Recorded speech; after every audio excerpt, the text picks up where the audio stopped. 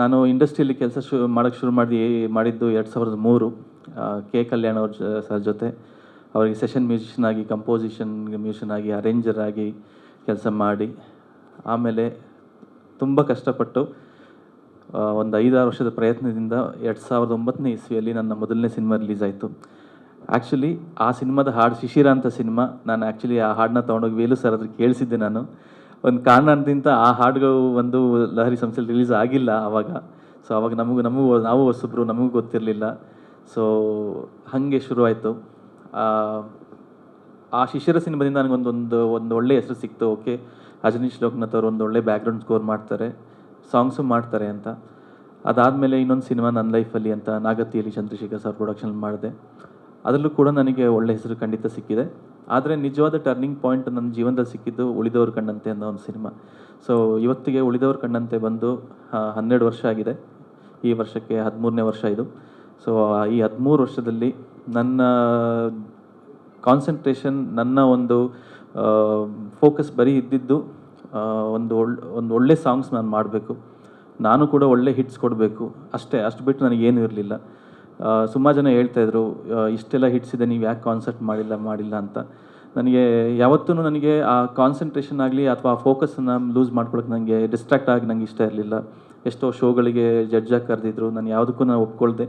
ನಾನು ಮ್ಯೂಸಿಷಿಯನ್ ಆದರೆ ಸಂಗೀತಗಾರ, ಆದರೆ ಸಿನಿಮಾದ ಸಂಗೀತಗಾರನಾಗಿರಬೇಕು ಅನ್ನೋದು ಒಂದು ನನ್ನ ಫೋರ್ಟೇ ಆಗಿ ನಾನು ಆ ಒಂದು ಪ್ರೈಡ್ ಇಟ್ಕೊಂಡೆ ನಾನು ವರ್ಕ್ ಮಾಡ್ಕೊಂಡು ಬಂದಿದ್ದೀನಿ.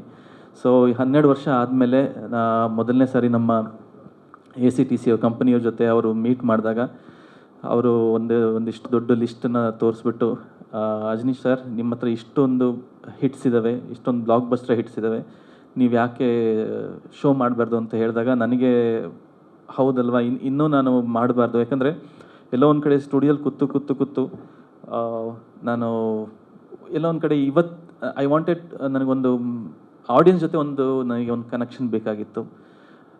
ನಾನು ಕೇಳಿದ್ದೆ, ಎಲ್ಲರೂ ಹೇಳಿದ್ದು ನಾನು ನೋಡಿರಲಿಲ್ಲ, ಯಾವತ್ತು ಕೇಳಿದ್ದೆ. ಯಾಕಂದ್ರೆ ನಾವು ನಿಮ್ಮ ಸಾಂಗ್ ಅಲ್ಲಿ ಎಷ್ಟು ಜನ ಪ್ಲೇ ಆಗ್ತಾಯಿದೆ, ಇಷ್ಟು ಎಂಜಾಯ್ ಮಾಡ್ತಾಯಿದ್ದಾರೆ ಜನರು ಅಂತ ನಾನು ಯಾವತ್ತೂ ನೋಡಿರಲಿಲ್ಲ. ಅದನ್ನು ಕಣ್ಣಾರೆ ನಾನು ನೋಡಬೇಕು ಅನ್ನೋ ಒಂದು ಆಸೆ ಕೂಡ. ಮತ್ತು ಈ 12 ವರ್ಷ ಆಯಿತು, ಇನ್ನು ಮುಂದಿನ 12 ವರ್ಷಕ್ಕೆ ನಾನು ನನ್ನಲ್ಲಿ ಏನು ಬದಲಾವಣೆ ಮಾಡ್ಕೊಳ್ಬೋದು ಅನ್ನೋದಕ್ಕೆ the right platform is doing concert ಅಂತ ನಂಗೆ ಅನಿಸ್ತು. ಸೊ ನಾನು, ನನ್ನ ಪಾರ್ಟ್ನರ್ ಬಾಬಿಯವರು ಇಬ್ಬರೂ ಸೇರಿ ಈ ಒಂದು ಡಿಸಿಷನಿಗೆ ಬಂದು, ಆಮೇಲೆ ಕಾನ್ಸರ್ಟ್ ಮಾಡಿದ್ರೆ ಹೀಗೆ ಮಾಡಬೇಕು ಅನ್ನೋದು ನನ್ನ ಒಂದು ಉದ್ದೇಶವಾಗಿತ್ತು. ಸೊ ನನ್ನ ಎಲ್ಲ ರಿಕ್ವೆಸ್ಟಿಗೂ ACTC ಕಂಪನಿಯವರು ಒಪ್ಕೊಂಡು ನನ್ನ ನನಗೆ ಏನೇನು ಮ್ಯೂಸಿಷಿಯನ್ಸ್ ಬೇಕು, ಎಷ್ಟು ಜನ ಬೇಕು ಅಂತ ಎಲ್ಲನೂ ಸೇರಿ ನಾವು ಈ ಒಂದು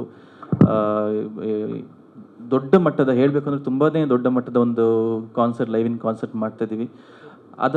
ಅದ್ರ ಜೊತೆಗೆ ನಮಗೂ ಆ ಕಲ್ಚರ್ ಬರಬೇಕು ಅನ್ನೋ ನನ್ನ ಆಸೆ. ದೊಡ್ಡ ಮಟ್ಟದ, ಈಗ ಆಲ್ರೆಡಿ ನಮ್ಮ ಇದರಲ್ಲಿ ಎಲ್ಲ ಮ್ಯೂಸಿಕ್ ಡೈರೆಕ್ಟರ್ಸು ಶೋಸ್ ಎಲ್ಲ ಮಾಡ್ತಾಯಿದ್ದಾರೆ, ಇನ್ನೂ ಒಂದು ನೆಕ್ಸ್ಟ್ ಸ್ಟೆಪ್ ಅಹೆಡ್ ಹೋಗಬೇಕು ಅಂತ. ಸೊ ಐ ವಿಶ್ ಈ ಒಂದು ಕಾನ್ಸರ್ಟ್ ಅದಕ್ಕೆ ಒಂದು ಮೊದಲನೇ ಹೆಜ್ಜೆ ಆಗಿರುತ್ತೆ ಅಂತ ನಾನು ಎದುರು ನೋಡ್ತಾ ಇದ್ದೀನಿ.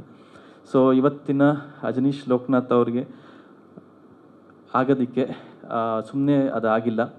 ಈ ಲಾಸ್ಟ್ ನನಗೆ ಸಿಕ್ಕ ಮೊದಲನೇ ಸಕ್ಸಸ್ಸಿಂದ ಇಲ್ಲಿವರೆಗೂ ನನ್ನ ಜೀವನದಲ್ಲಿ ನನಗೆ ಒಳ್ಳೊಳ್ಳೆ ಸಿನಿಮಾ ಅವಕಾಶ ಕೊಟ್ಟ ನಮ್ಮ ಎಲ್ಲ ಪ್ರೊಡಕ್ಷನ್ಸ್ ಹೌಸ್ಗೂ, ನಮ್ಮ ಲಹರಿ ಸಂಸ್ಥೆ ಆಗಿರ್ಬೋದು, ನಮ್ಮ ಹೊಂಬಾಳೆ ಸಂಸ್ಥೆ ಆಗಿರ್ಬೋದು, ಮತ್ತು ನಮ್ಮ KVN ಸಂಸ್ಥೆ ಆಗಿರ್ಬೋದು, ಮತ್ತು ಇನ್ನೆಲ್ಲ ಪ್ರೊಡಕ್ಷನ್ನು ಎಲ್ಲರೂ, ಆನಂದ್ ಆಡಿಯೋ ಪ್ರೊಡಕ್ಷನ್ ಆಗಿರ್ಬೋದು, ಎಲ್ಲ ಸಂಸ್ಥೆಯವರು ಇಂದನೇ ಇವತ್ತು ನಾವು ಇಲ್ಲಿ ಬಂದು ನಿಲ್ಲಕ್ಕೆ ಸಾಧ್ಯ ಆಗಿದೆ. ಸೊ ನನ್ನ ಎಲ್ಲ ಪ್ರೊಡ್ಯೂಸರ್ಸಿಗೂ ನನಗೆ ಇಲ್ಲಿಂದ ಧನ್ಯವಾದ ಹೇಳೋಕ್ಕೆ ಇಷ್ಟಪಡ್ತೀನಿ. ಮತ್ತು ಒಳ್ಳೊಳ್ಳೆ ಸನ್ನಿವೇಶಗಳನ್ನ ಕೊಟ್ಟು ಒಳ್ಳೆ ನಮ್ಮನ್ನು ಇನ್ಸ್ಪೈರ್ ಮಾಡಿ ಒಳ್ಳೆ ಹಾಡನ್ನು ನಮ್ಮ ಕಂಪೋಸ್ ಮಾಡೋಕ್ಕೆ ಸಾಧ್ಯವಾಗಿದ್ದು ನಮ್ಮ ಡೈರೆಕ್ಟರ್ಸಿಂದ. ಸೊ ನನ್ನ ಮೊದಲನೇ ಸಿನಿಮಾದಿಂದ ಇವತ್ತು ನಮ್ಮ ಲ್ಯಾಂಡ್ ಲಾರ್ಡ್ ಸಿನಿಮಾವರೆಗೂ ನಾನು ವರ್ಕ್ ಮಾಡಿರೋ ಎಲ್ಲ ಡೈರೆಕ್ಟರ್ಸ್ಗೂ ನಾನು ಈ ವೇದಿಕೆಯಿಂದ, ಯಾಕಂದರೆ ಅವರು ಕೊಟ್ಟಿರೋ ಸಿಚುಯೇಷನ್ಸೇ ನಮ್ಮನ್ನು ಆ ಥರ ಎಲ್ಲ ಯೋಚನೆ ಮಾಡೋಕ್ಕೆ ನಮ್ಮಲ್ಲಿ ಒಂದು ಆಲೋಚನೆನ ಹುಟ್ಟಾಕಿದೆ. ಸೊ ಎಲ್ಲ ನನ್ನ ಡೈರೆಕ್ಟರ್ಸ್ಗೂ ನನ್ನ ಹೃತ್ಪೂರ್ವಕ ಧನ್ಯವಾದಗಳು. ಹಾಗೂ ಒಂದು ಹಾಡು ಮಾಡ್ತೀವಿ, ಬಟ್ ಆ ಹಾಡು ರಿಪೀಟ್ ವ್ಯಾಲ್ಯೂ ಅಂತ ಬರೋದೇ ಒಬ್ಬ ಲಿರಿಸಿಸ್ಟ್ ಬಂದು ಅದಕ್ಕೆ ಮೆಲುಕು ಹಾಕುವಂಥ ಲಿರಿಕ್ಸ್ ಬರೆದಾಗ್ಲೇ. ಇವತ್ತು ಸಹಿತ ಎಷ್ಟೋ ಹಾಡುಗಳು, ನೆನ್ನೆ ಸಂಜೆ ನಾನು ಬೆಳ್ಳಿಕಾಲುಂಗುರ ಸಾಂಗ್ ಕೇಳ್ತಿದ್ದೆ ಸರ್, ನಿಮ್ಮದು ಲಹರಿ ಸಂಸ್ಥೆ ಇದೆ. ಅದೇ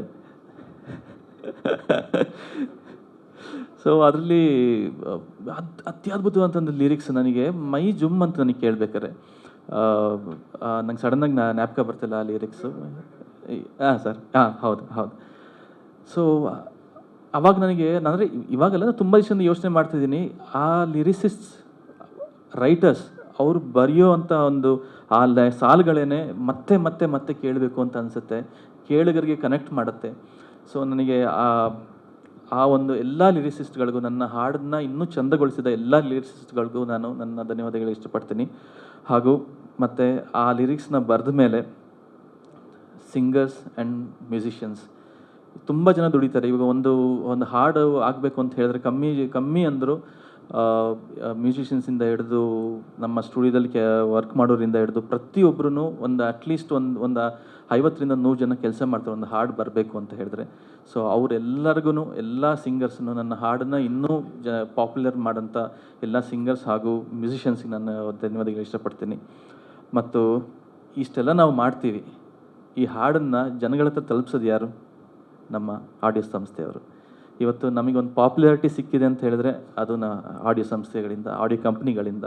ಇವತ್ತು ನಾವು ನಿಂತ್ಕೊಂಡು ಇವತ್ತು ಈ ಥರ ದೊಡ್ಡ ಇವೆಂಟ್ ಮಾಡ್ತೀವಿ ಅಂತ ಹೇಳಿದ್ರೆ ಅದು ನಮ್ಮ ಆಡಿಯೋ ಕಂಪ್ನಿಯವರು ಅಷ್ಟು ಚೆನ್ನಾಗಿ ಅದನ್ನು ಪಬ್ಲಿಸಿಟಿ ಮಾಡಿ ಕರ್ನಾಟಕದ ಹಳ್ಳಿಗೂ ತಲುಪಿಸಿ ಇವತ್ತು ನಮ್ಮನ್ನು ಒಂದು ನೋನ್ ಫಿಗರ್ ಆಗಿ ನಮ್ಮನ್ನು ಫೇಸನ್ನ ಅದನ್ನು ಒಂದು ಪಾಪ್ಯುಲರೈಸ್ ಮಾಡಿದ್ದಾರೆ ಅಂತ ಹೇಳಿದ್ರೆ ಆ ಕ್ರೆಡಿಟ್ ಖಂಡಿತ ಎಲ್ಲ ಆಡಿಯೋ ಸಂಸ್ಥೆಗಳಿಗೆ ಹೋಗುತ್ತೆ. ಸೊ ಅದಕ್ಕೆ ಇವತ್ತು ಈ ಶೋ ನಾವು ಮಾಡ್ತಿದ್ವಿ ಮಾಡ್ಬೇಕಾದ್ರೆ ನನಗೆ ಅನಿಸ್ತು, ನಮ್ಮಿಬ್ರಿಗೂ, ನನಗೂ ಬಾಬಿಯವ್ರಿಗೂ ನಮ್ಮ ಆಡಿಯೋ ಕಂಪ್ನಿಯವ್ರು ನಮ್ಮ ಜೊತೆಗೆ ಇರಬೇಕು, ನಮ್ಮ ಲಹರಿ ಸಂಸ್ಥೆಯವರು ಇರಬೇಕು. ಮುಖ್ಯ ಪಾತ್ರ ನನ್ನ ಮ್ಯೂಸಿಕಲ್ ಕೆರಿಯರ್ಲಿ Anand audio one of the important partners of my career ಅಂತಲೇ ಹೇಳ್ಬೋದು. ಸೊ ಥ್ಯಾಂಕ್ ಯು ಸರ್, ನಮ್ಮ ಲಹರಿ ಸಂಸ್ಥೆಯ ಸರ್, ಥ್ಯಾಂಕ್ ಯು. ನಮ್ಮ ಒಂದು ಕರೆಗೆ ನೀವು ಬಂದಿದ್ದು. ಆ್ಯಕ್ಚುಲಿ ನೀವೊಂದು ಮದುವೆನ ಅಲ್ಲಿಗೆ ಹೋಗದೆ ಇಲ್ಲಿ ಬಂದಿದ್ದೀರ, ಮನೇಲಿ ಫ್ಯಾಮಿಲಿ ಫಂಕ್ಷನ್ನ ಬಿಟ್ಟು. So thank you so much sir. Anand, thank you so much. You are always been there for me, always in everything. Anand audio ಸಂಸ್ಥೆ, ಲಹರಿ ಸಂಸ್ಥೆ ನನ್ನ ಜೊತೆ ಇದೆ. Thank you so much. ಅಷ್ಟೇ ಅಲ್ಲದೆ ನಮ್ಮ ಹೊಂಬಾಳೆ ಸಂಸ್ಥೆ ಆಗಿರ್ಬೋದು, ನಮ್ಮ ಪರಂಬ ಆಗಿರ್ಬೋದು, ನಮ್ಮ ರಿಷಬ್ ಡಿ ಫಿಲಮ್ಸ್ ಆಗಿರ್ಬೋದು, ಎಲ್ಲ ಸಾರೆಗಮ ಆಗಿರ್ಬೋದು, ಎಲ್ಲ ಸಂಸ್ಥೆಯವರು ನಮ್ಮನ್ನು ಬೆನ್ತಟ್ಟಿ ನಮ್ಮನ್ನು ಪ್ರೋತ್ಸಾಹಿಸ್ತಿದ್ರೆ ನಿಮ್ಮೆಲ್ಲರಿಗೂ ಧನ್ಯವಾದಗಳನ್ನ ಹೇಳಕ್ಕೆ ಇಷ್ಟಪಡ್ತೀನಿ. ಹಾಗೂ then ACTC, I am really so happy to collaborate with you, and you have done many shows in Karnataka, and we are doing in this scale first ever Kannada live concert na ಮಾಡ್ತಾ ಇದೀವಿ. and with unique experience ನಾವು ಈ ಒಂದು ಕಾನ್ಸರ್ಟ್ನ ನಾವು ಮಾಡ್ತಾ ಇದೀವಿ. Just ಒಂದೊಂದು ಹಾಡುಗಳು ನಾವು ಸುಮ್ಮನೆ ಪರ್ಫಾರ್ಮ್ ಮಾಡ್ತಾ ಇಲ್ಲ, ಒಂದು ಸಿನಿಮಾದಲ್ಲಿ ಏನಿದೆಯೋ ಹಾಗೆ ನಾವು ಪರ್ಫಾರ್ಮ್ ಮಾಡ್ತಾ ಇಲ್ಲ. ಒಂದೊಂದು ಹಾಡನ್ನು ರೀಸ್ಟ್ರಕ್ಚರ್ ಮಾಡಿದ್ದೀವಿ, ಒಂದೊಂದು ಹಾಡನ್ನು ಒಂದು ಕಾನ್ಸರ್ಟಿಗೆ ಹೇಗೆ ಬೇಕೋ ಆ ಥರ ನಾವು ವರ್ಕ್ ಮಾಡಿ ಅದನ್ನು ಪ್ರೊಡ್ಯೂಸ್ ಮಾಡಿ ಅದನ್ನು ಕಮ್ಮಿ ಅಂದರೆ 1 ತಿಂಗಳಿಂದ ನಾವು ಎಲ್ಲ ಮ್ಯೂಸಿಷಿಯನ್ ಜೊತೆ ನಾವು ಪ್ರಾಕ್ಟೀಸ್ ಮಾಡ್ತಾಯಿದ್ದೀವಿ. ಬರೀ ನಮ್ಮ ಕರ್ನಾಟಕದ ಮ್ಯೂಸಿಷಿಯನ್ಸ್ ಅಲ್ಲ, ಥ್ರೂ ಔಟ್ ಇಂಡಿಯಾ ಎಲ್ಲ ಲೈವ್ ಇನ್ಸ್ಟ್ರೂಮೆಂಟಲಿಸ್ಟ್ ಬರ್ತಾ ಇದ್ದಾರೆ, ಸಿಂಗರ್ಸ್ ಬರ್ತಾ ಇದ್ದಾರೆ.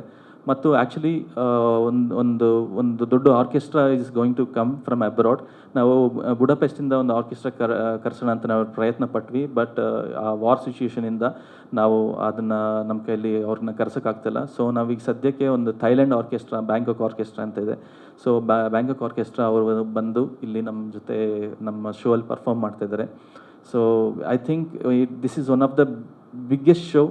ಆ್ಯಂಡ್ ನಿಮಗೆ ಎಲ್ಲ ಕಾನ್ಸರ್ಟಿಗೆ ಬರೋರು ಎಲ್ಲರಿಗೂ ಒಂದು ಮರೆಯಲಾಗದ ಒಂದು ಅನುಭವ ಕೊಡಬೇಕು ಅನ್ನೋ ಒಂದು ದೃಷ್ಟಿಕೋನದಲ್ಲೇ ಒಂದು ಎಂಟರ್ಟೈನ್ಮೆಂಟ್ ಕೊಡಬೇಕು.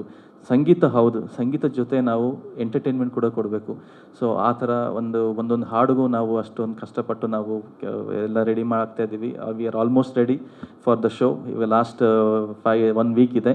So we really excited and looking forward to perform, and this is my first concert. And ನಮ್ಮ ಎಲ್ಲ ಪ್ರೆಸ್ ಮೀಡಿಯಾ ಎಲ್ಲರಿಗೂ ನಾನು ಆಹ್ವಾನ ಕೊಡ್ತಾಯಿದ್ದೀನಿ. ದಯವಿಟ್ಟು ನೀವೆಲ್ಲರೂ ನಮ್ಮ ಶೋಗೆ ಬಂದು ಯಶಸ್ವಿಗೊಳಿಸ್ಬೇಕು ಅಂತ ಕೇಳ್ಕೊಳ್ತೀನಿ. ಈ ಮುಖಾಂತರ ಈ ವಿಡಿಯೋ ನೋಡ್ತಾ ಇರೋರು ಎಲ್ಲ ಆಡಿಯನ್ಸ್ಗೂ, ನಮ್ಮ ಕರ್ನಾಟಕ ಜನತೆಗೆ ಸಿನಿಮಾ ಥಿಯೇಟ್ರ್ ಒಳಗೆ ನಮ್ಮನ್ನು ಬೆನ್ನು ತಟ್ಟಿದ್ದೀರಾ.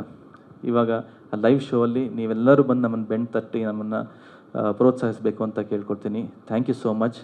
ಹಾಗೂ ನಮ್ಮ ಇದಕ್ಕೆಲ್ಲದಕ್ಕೂ ತುಂಬ ಹಾರ್ಡ್ ವರ್ಕ್ ಮಾಡಿರೋದ್ರಲ್ಲಿ ನಮ್ಮ ಬಾಬಿ ಮೇಡಮ್ ಅವರು ಕೂಡ ಸಿನಿಮಾಗೂ ನನ್ನ ಬೆನ್ನೆಲುಬಾಗಿ ನಿಂತಿದ್ದಾರೆ, ಇವತ್ತು ಕಾನ್ಸರ್ಟ್ಗೂ ನನ್ನ ಬೆನ್ನೆಲುಬಾಗಿ ನಿಂತಿದ್ದಾರೆ. ಒಂದು ಯಾವ ಜನ್ಮದ ಅನುಬಂಧ ಅಂತ ಗೊತ್ತಿಲ್ಲ ಬಾಬಿ ಮೇಡಮ್.